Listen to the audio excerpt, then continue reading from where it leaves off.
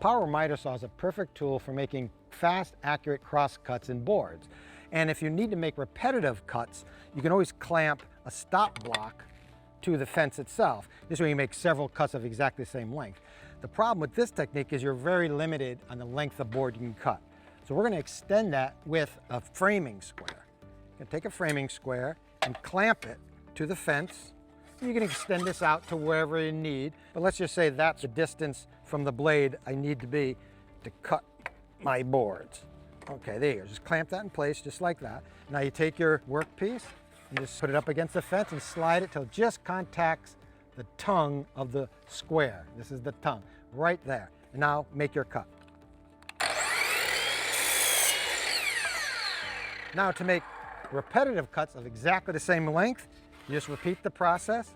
You slide it up to the square, hold it in place, and make the cut. Simple Solutions is brought to you by Type Bond, the pro's advantage.